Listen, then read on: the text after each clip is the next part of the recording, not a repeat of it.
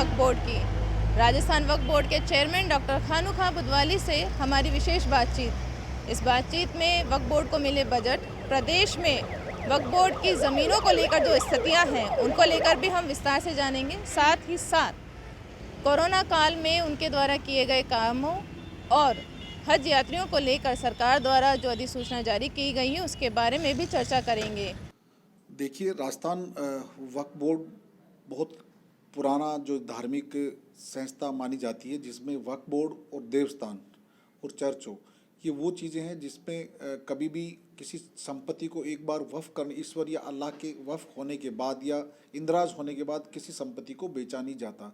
इस संपत्ति कि दोनों को नाबालिग माना गया है ईश्वर को, और कभी भी नाबालिग रजिस्ट्री नहीं करा सकता। लेकिन उसका मेन उद्देश्य ये था कि मंदिर, मस्जिद या गिरजाघर या जो भी इनकी इनकम के सोर्सेज पहले वही होते थे, कहीं न कहीं उस समाज के दानदाताओं के द्वारा ज़मीन को दान करके उसकी इनकम से होने वाली आय से मंदिर, मस्जिद या जो भी इनकी वफ़ की जो इनकम होती थी, जैसे वफ़ की इनकम का मतलब होता था कि वफ़ मीन्स ज़कात, वो पैसा जिससे आय हो, जिसमें गरीब, यतीम, बेसहारा, ऐसाई, मजलूम, गरीब तबके के लोगों के लिए भी कुछ पैसों से स्कॉलरशिप दी जाए, या उनको ऐसाई लोगों को पैसा जिससे इस इनकम से वो फ़ायदा मिले जो एक इंसानियत को, इंसान को ज़िंदा रखने के लिए काम आए।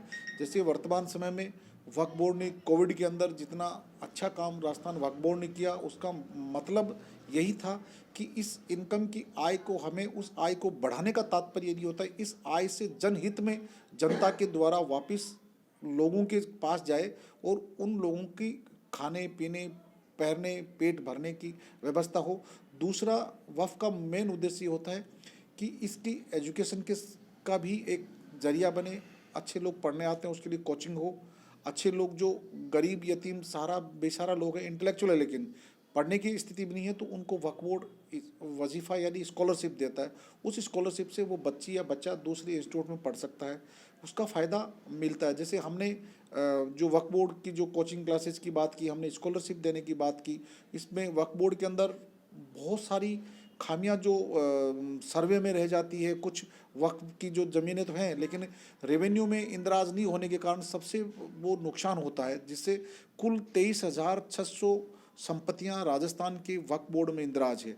अगर उसका टोटल रेवेन्यू अगर अर्निंग होता है तब तो अरबों रुपये की इनकम होती है, जहां कहीं पर भी आपको देखने की जरूरत नहीं होती। जैसे मैं प्रीति दादूपंथी, कैमरामैन राजकुमार सैनी के साथ राजकाज न्यूज़.com से।